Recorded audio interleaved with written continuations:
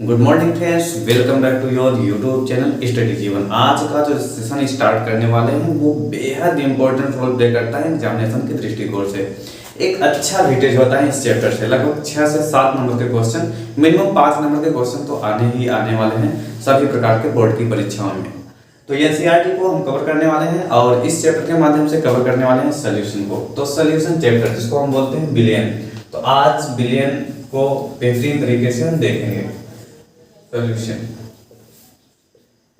Dear student, अगर हम बात करें तो सोल्यूशन का मतलब क्या होता है। सोल्यूशन या बिलियन का मतलब होता है कि दो या दो से अधिक पदार्थों का समांगी मिश्रण होता है। समांगी मिश्रण होने का मतलब क्या है, इसके प्रत्येक स्थान पर जो कंटेंट है, जो इसकी सांद्रता हो समान हो, मतलब कंप्लीटली मिक्सअप हो सके एक दूसरे में, तो उसको बोलते हैं समांगी मिश्रण। तो हमने डेफिनेशन क्या दिया, एक बार डेफिनेशन को फिर से रिपीट करते हैं ताकि यार क्लियर हो सके।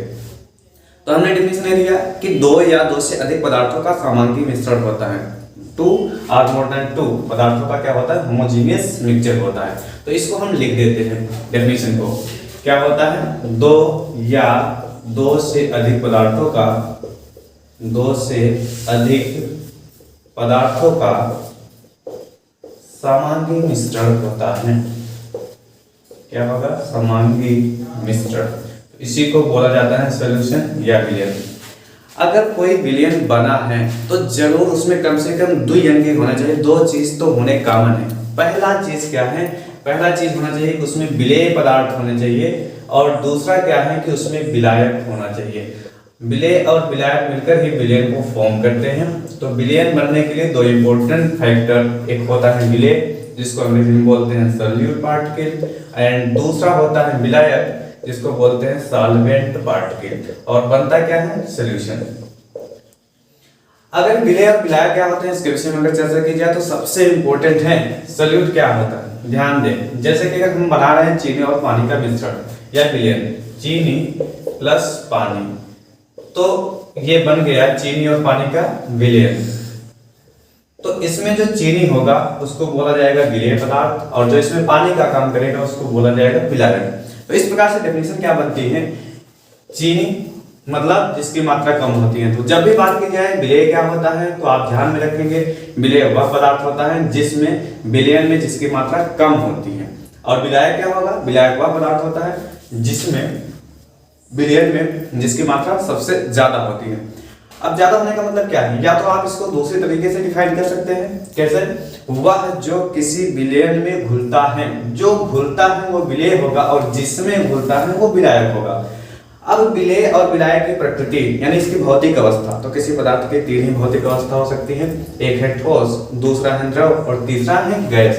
तो विलेय और विलायक की प्रकृति के आधार पर इसको कुल 9 टाइप में बांटा गया है, 9 प्रकार में डिवाइड किया गया है। सोल्यूशन को देखते हैं, बिलियन के प्रकार। तो सबसे इंपॉर्टेंट है कि बिलियन कुल मिला के मुख्य रूप से 3 प्रकार के होते हैं, जिसके आधार पर उसे 9 टाइप्स में बांटा गया है। तो एक होता है गैसीय विलयन, दूसरा होता है द्रव विलयन, और तीसरा होता है ठोस विलयन। तो आपको याद करना बड़ा ही आसान रहेगा। जब भी बात की जाएगी गैसीय विलयन की, तो आपको ध्यान में रखना है कि इसमें जो विलायक है हमेशा ले जाएंगे गैस। विलायक यहाँ भी, और इस जगह पर भी गैस ही लिए जाने वाले हैं। और विलेय को बदलना है गैस, द्रव और ठोस। तो गैसीय विलयन कैसे कैसे फॉर्म होता है, विलायक हमेशा यूज किया जाने वाला है गैस। तो गैस का गैस के साथ मिश्रण होगा। एग्जाम्पल ज्यादा इंपॉर्टेंट है क्योंकि क्वेश्चन में पूछेगा O2 + N2 का मिश्रण जो बनता है वो किस प्रकार का विलयन है, तो आप बताएंगे गैस का गैस के साथ मिश्रण है, और जो विलयन बनता है वो गैसीय विलयन बनता है। तो गैस का गैस के साथ होगा। दूसरी बात, गैस के बाद द्रव लेंगे, द्रव का गैस के साथ होगा। तो द्रव का गैस के साथ होगा, मतलब विलायक हमेशा गैस ही रहने वाला है क्योंकि गैसीय विलयन चल रहा है। तो द्रव क्या हो जाएगा, क्लोरोफॉर्म का N2 के साथ यानी नाइट्रोजन गैस के साथ मिश्रण हो जाएगा। तीसरा जो इंपॉर्टेंट होगा, विलायक तो गैस ही रहने वाला है क्योंकि हम गैसीय विलयन के विषय में ही चर्चा कर रहे हैं। तो अब गैस और द्रव तो ले चुके हैं, अब लेंगे हम ठोस। तो ठोस के साथ जब मिश्रण होगा गैस का, तो ठोस क्या है, कपूर जिसको कैंथर बोलते हैं, उसके साथ N2 का मिश्रण नाइट्रोजन। तो आप देखेंगे तीनों जगह पर एग्जाम्पल भी याद करना आपके लिए बेहद आसान होगा। हर जगह पर इसमें N2 लिया गया है, मतलब नाइट्रोजन गैस, क्योंकि गैसीय विलयन यूज हो रहा है तो हर जगह पर नाइट्रोजन गैस यूज हो रहा है। अब आपको याद ही रखना है कि गैस का गैस के साथ जब बात की जाएगी तो O2 के साथ N2 का मिश्रण हो जाएगा, और द्रव का गैस के साथ बात की जाएगी तो क्लोरोफॉर्म द्रव है N2 के साथ, और कपूर का तो O2, क्लोरोफॉर्म और कपूर, ये तीनों याद करने हैं, बाकी N2 के साथ इसका मिक्सचर करना है क्योंकि गैसीय विलयन के विषय में हम पढ़े। अब हम बात करेंगे द्रव विलयन मतलब लिक्विड सॉल्यूशन। सेम कॉन्सेप्ट इसके साथ भी होगा। विलायक हमेशा यूज किया जाएगा द्रव, क्योंकि हम द्रव विलयन के विषय में पढ़ रहे हैं तो विलायक हमेशा द्रव होगा। और यहाँ पर विलेय पदार्थ जो क्रम से चेंज होगा वो गैस, लिक्विड और सॉलिड। तो गैस का द्रव के साथ, तो जल में घुली हुई ऑक्सीजन, ऑक्सीजन क्या है गैस, घुले किसमें है द्रव में, तो जल में घुली हुई ऑक्सीजन एग्जाम्पल बनता है गैस का द्रव में विलय। दूसरा देखेंगे द्रव का द्रव के साथ जो विलय होता है लिक्विड फॉर्म में, तो ये होगा जल में घुली हुई एथेनॉल, जो कि जल भी एक लिक्विड फॉर्म में है और एथेनॉल भी लिक्विड फॉर्म में ही है। तो द्रव का द्रव के साथ मिश्रण का एक बेस्ट एग्जांपल बनता है जल में घुली हुई एथेनॉल। आगे देखें हमेशा द्रव ही यूज होगा, लेकिन अब की बार जो लेंगे सॉलिड, ठोस, विलेय पदार्थ बदलते हैं गैस, द्रव और ठोस। ठोस का द्रव के साथ जो मिश्रण होता है उसका एग्जांपल आप कुछ भी कर सकते हैं, जैसे इसमें लिखा हुआ जल में घुला हुआ ग्लूकोज, शर्करा, चीनी, कुछ भी। तो अब जो थर्ड एंड लास्ट और मोस्ट इंपोर्टेंट है वो है सॉलिड सॉल्यूशन, इसको बोलते हैं ठोस विलयन। तो एक चीज तो तय है, जैसे ऊपर विलायक को सेम कॉन्सेप्ट में रखे हैं तो यहाँ भी हम क्या रखेंगे, प्रत्येक बार ठोस ही रखेंगे। और यहाँ कैसे बदलेगा, गैस, लिक्विड और सॉलिड में। अब विलेय पदार्थ गैस का ठोस के साथ जो मिश्रण होगा, H2 गैस है और पैलेडियम ठोस है, इसका इसके साथ जो मिश्रण करते हैं तो बनता है ठोस विलयन, जो कि गैस और ठोस के मिश्रण से बना है। दूसरा देखें यहाँ पर क्या होगा, द्रव का ठोस के साथ जो मिक्सचर होगा वो क्या होगा, पारे का सोडियम के साथ। तो सोडियम क्या है, ठोस है, और हम क्या पढ़ रहे हैं ठोस विलयन। तो द्रव की अवस्था में कौन होगा, पारा ना। तो पारे का जो है सोडियम के साथ जो मिश्रण होता है वो द्रव का ठोस के साथ होगा, और विलयन जो बनेगा वो ठोस विलयन। लास्ट बट नॉट लीस्ट क्या होगा, ठोस का ठोस के साथ मिश्रण, यानी सॉलिड का सॉलिड के साथ मिश्रण, तो तांबे का सोने के साथ मिश्रण। इस प्रकार से हम इसको पढ़ते हैं। एक बार रिवीजन करते हैं इस चीज का, ध्यान से देखें, इसको मिटाकर फिर से हम डायरेक्टली रिवीजन करते हैं। तो याद करने का तरीका क्या होगा, सबसे पहले हम यहाँ पर क्या लेंगे और एग्जाम्पल क्या सेट होगा, आप ध्यान से इसे ऑब्जर्व करें।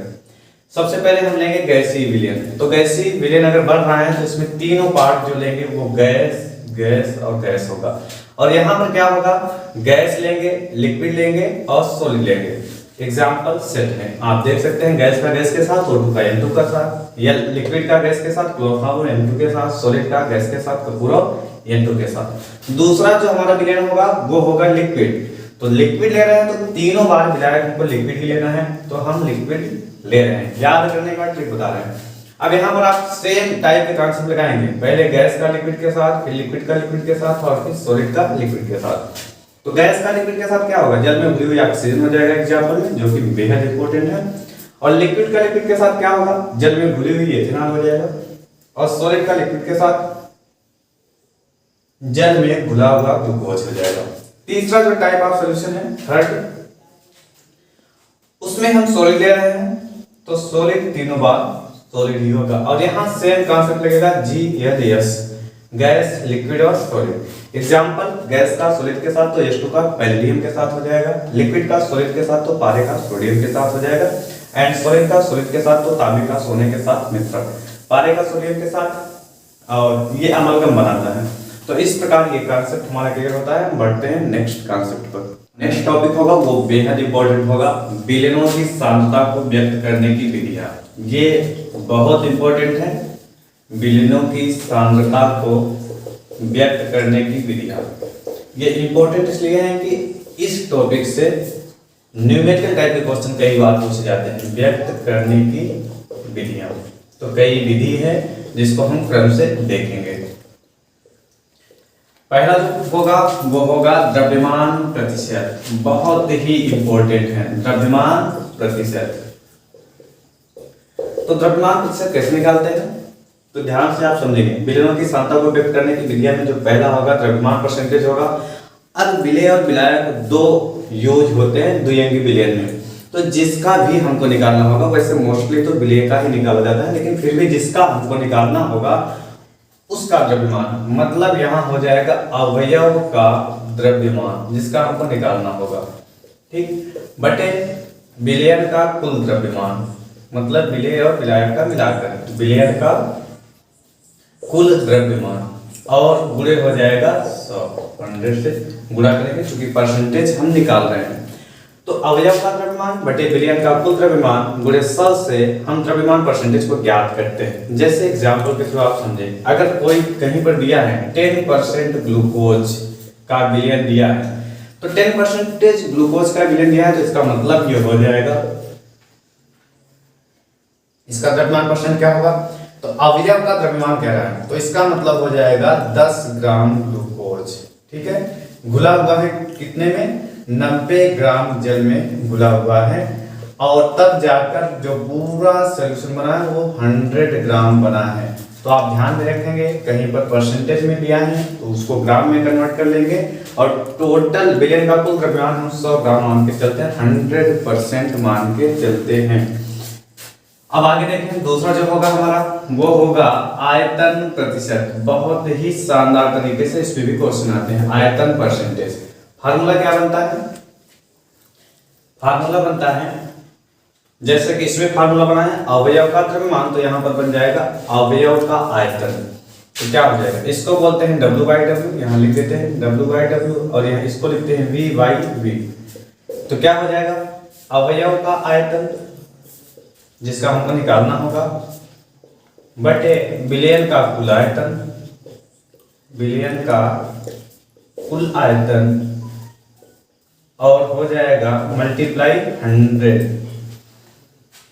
तो जैसे कि इसमें कोई दिया है, कोई भी जो है विलयन है उसका आयतन दिया होगा या ml में दिया होगा, तो वो जैसे 10% दिया है, ठीक है, 10% एथेनॉल अगर करके ऐसे क्वेश्चन दिया है घुला हुआ है, तो 10% का सेम टू सेम तरीके से हम मान लेंगे कि ये 10 ml का बात कर रहा है।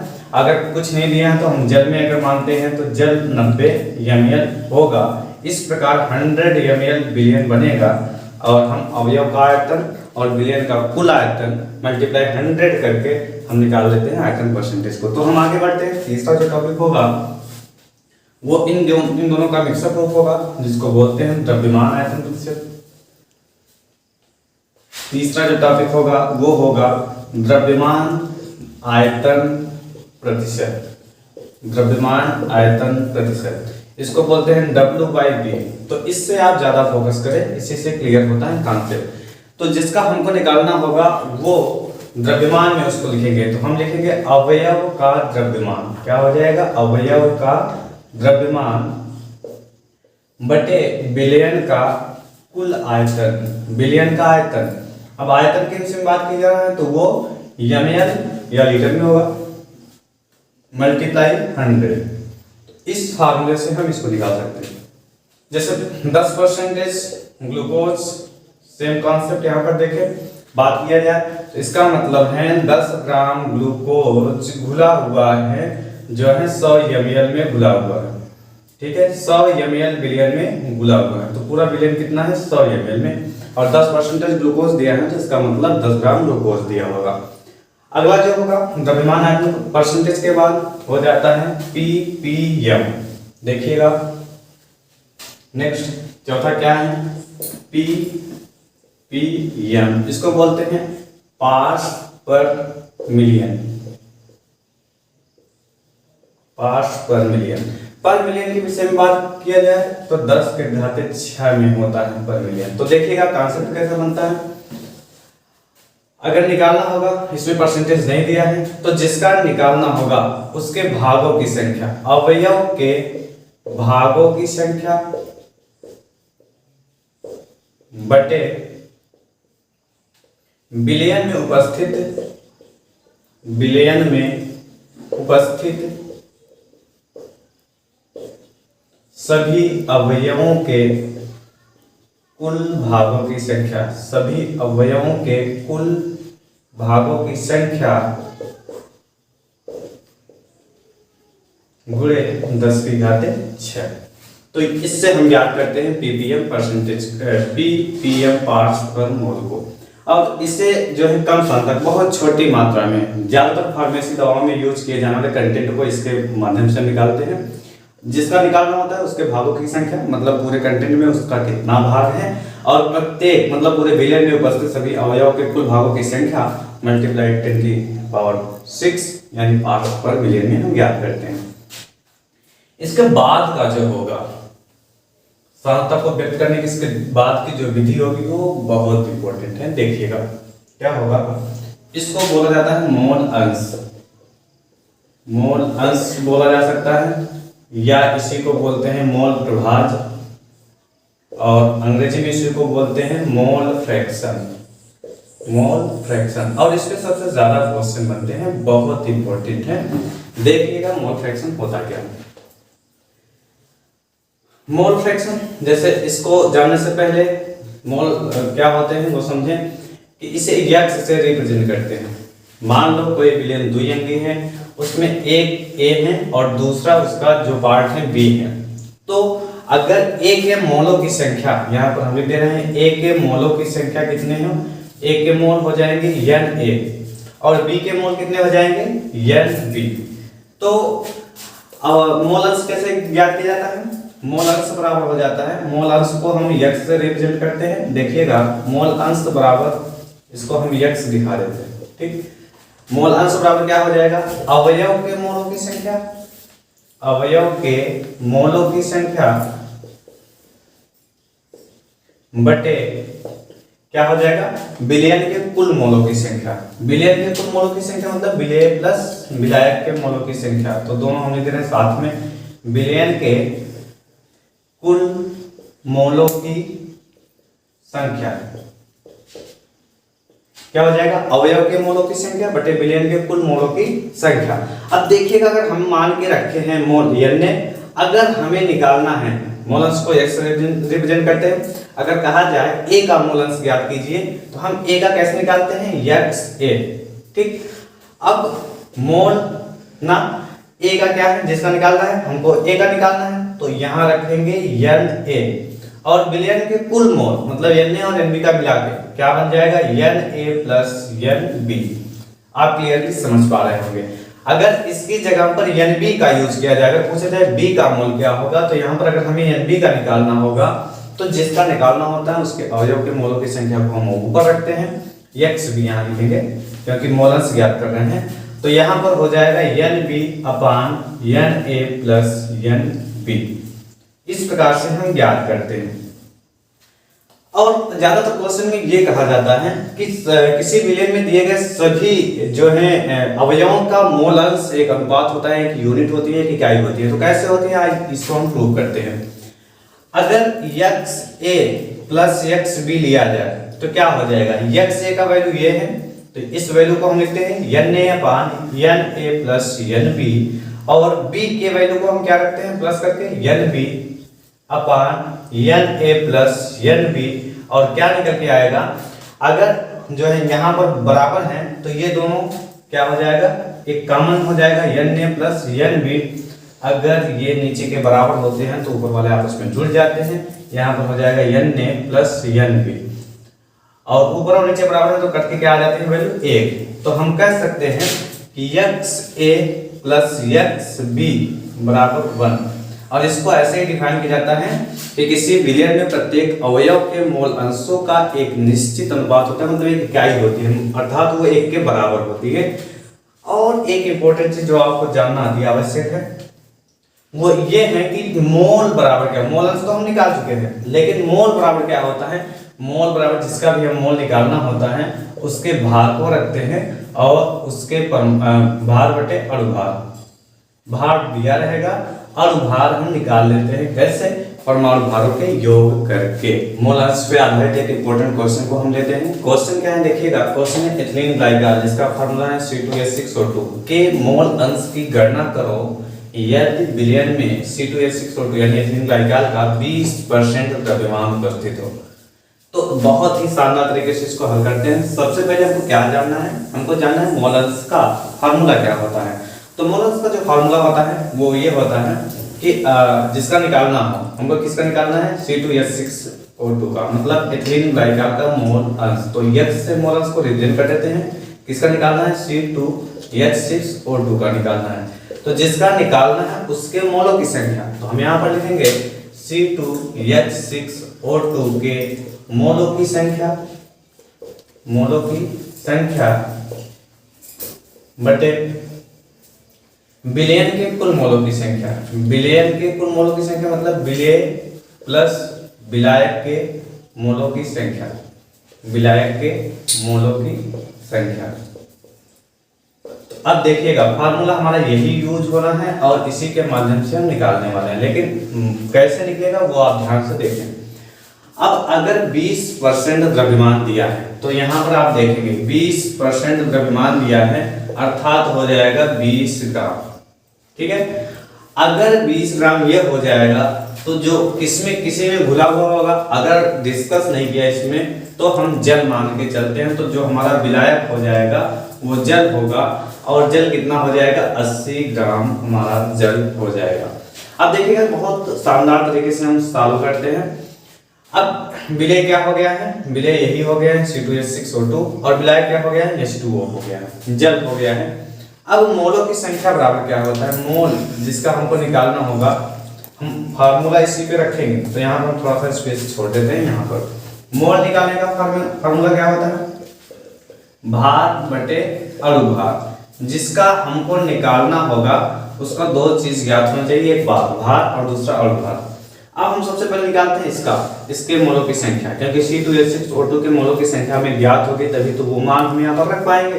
तो हम यहाँ पर लिख देते हैं C2H6O2 का सबसे पहले निकालते हैं। देखिएगा C2H6O2 का निकालते हैं तो इसका भार जो कि यहाँ पर दिया गया है, भार कितना है 20 ग्राम है, तो भार को हम लिख देते हैं 20। और अणुभार कैसे निकालते हैं, देखिएगा C2H6O2 का कार्बन का परमाणु भार होता है 12 और नीचे 2 है, 2 हम गुणे 2 कर देते हैं। हाइड्रोजन का होता है 1 और 6 है तो 6 के साथ गुणा करते हैं। ऑक्सीजन का होता है 16 और 2 है तो 2 के साथ गुणा करते हैं, तो 12 दूना 24 हो जाएगा, 24 प्लस 6 हो जाएगा और प्लस 32 हो जाएगा। तो कुल कितना निकल के आता है, ध्यान से देखेंगे आप, 24 36 और 32 62 आ जाएगा। C2H6O2 का अणुभार तो यहाँ पर कितना आ जाएगा 62। अभी हम कैलकुलेट करते हैं, अगर हम इसको काटना चाहें तो काट देंगे, यहाँ 10 आ जाएगा और यहाँ पर 31 भाग देकर हम देख लेते हैं कि 31 देते हैं 10 के साथ, तो यहाँ पर दशमलव बनाएंगे 0 उतर जाएगा, 3 से करेंगे 3 जो है 3 हो जाएगा और 93 हो जाएगा। यहाँ पर बचेगा 7 और यहाँ पर क्या बचेगा कट जाएगा, तो 10 बनाएंगे 0 उतारेंगे, 2 ले जाएंगे, यहाँ पर 2 हो जाएगा, यहाँ पर कितना बच जाएगा 8 और यहाँ पर फिर जो है 0 उतारेंगे तो क्या हो जाएगा 2 जाएगा। तो यहाँ पर जो वैल्यू आएगी क्या मिल रही है वैल्यू में 0.322, तो इस वैल्यू को हम यहाँ पर लिख लेते हैं, तो क्या हो जाएगा 0.322 किसका आ गया मोल C2H6O2 का। और जो दूसरे मोल की आवश्यकता है, विलेय के मोल की आवश्यकता है, वो है H2O का। अगर H2O यानी विलायक का हम निकाल रहे हैं H2O का मोल, कैसे निकालेंगे, सेम उसी कॉन्सेप्ट से। इसका भार कितना है H2O का 80 ग्राम, तो हम 80 ग्राम लिख लेते हैं। और इसका अणुभार कितना होता है, हाइड्रोजन का 1 होता है और नीचे 2 है तो गुणे 2 कर देंगे, प्लस ऑक्सीजन का 16, तो 2 + 16 = कितना आ जाएगा 18, तो यहाँ पर हो जाएगा 18। अब अगर हम भाग दें तो ये कटेगा, ध्यान से देखें, यहाँ पर हो जाएगा 40 और यहाँ पर हो जाएगा 9, तो 40/9, तो भाग दे के देख लेते हैं। 40 भागे 9 करेंगे तो क्या निकल के आएगा, 4 बार जाएगा 36 आएगा, फिर 4 4.44, तो क्या निकल के आएगा, यहाँ पर इसका वैल्यू 4.44 ये निकल के आएगा। अर्थात हमको मिल गया C2H6O2 के मोलों की संख्या भी मिल गई है और हमें विलेय के मोलों की संख्या भी मिल गई है। अब ये पूरा जो है यहाँ पर कॉन्सेप्ट को हम लगा लेते हैं। देखिएगा हम अब इस फार्मूले पर रखते हैं, यहाँ से C2H6O2 के मोलों की संख्या कितना निकल के आया है 0.322। अब हम निकाल रहे हैं डायरेक्ट 0.322। और विलेय का कितना है, विलेय का मतलब यही C2H6O2 की ही विषय बात किया है, तो यहाँ पर आया है 0.322 और कितना होगा विलायक का क्या निकल के आया है +4.44। 4.44 निकल के आएगा। अब हम इसको जोड़ते हैं और फाइनली हमारा निकल के आ जाएगा आंसर। तो 0.322 हो जाएगा यहाँ पर, और इसको अगर हम जोड़ेंगे तो क्या आएगा 4.7 और 6 जो है 6 कुछ ऐसा आएगा। अब अगर हम यहाँ से करें तो कुल मिला के 322 3 अंक के बाद उसमें यहाँ पर है तो यहाँ पर हो जाएगा ये।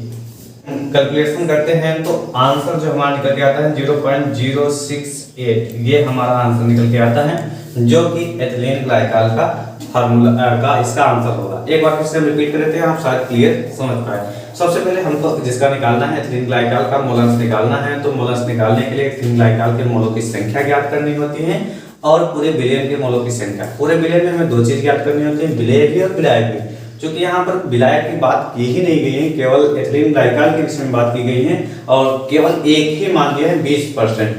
अगर 20% केवल दिया है तो ये मान के हम चलते हैं कि 20 ग्राम C2H6O2 यानी एथिलीन ग्लाइकॉल घुला होगा 80% जल में।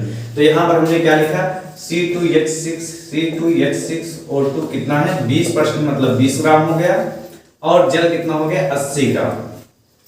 हमें इसका रखना है और विलेय के मोलों की संख्या, तो हमें दोनों के मोलों की संख्या ज्ञात करनी होगी, विलेय के और विलायक के। तो मोल बराबर होता है भार बटे अणुभार। तो सबसे पहले हम ज्ञात करते हैं विलेय के मोलों की संख्या यानी एथिलीन ग्लाइकॉल के मोलों की संख्या। C2H6O2 कार्बन का परमाणु भार 12 होता है, नीचे 2 दिया गया है तो ये 2 से गुणा हो जाएगा।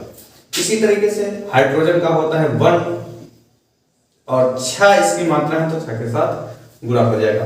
ऑक्सीजन दिया है 2, 16 है तो 16 का 2 के साथ गुणा हो जाएगा। तो इस प्रकार से 12 दूना 24 हो जाएगा, फिर 6 आ जाएगा, फिर 32 आएगा, और सब जोड़ के जो मिलता है वो 62 मिलता है, 62, जो कि अणुभार निकल के आया है। और भार इसका दिया ही गया है 20 ग्राम। तो 20 से 62 जो है 20 बटे 62 हो जाएगा, 10 बटे 31 बचेगा, और जो वैल्यू निकल के आएगा 0.322 निकल के आएगा।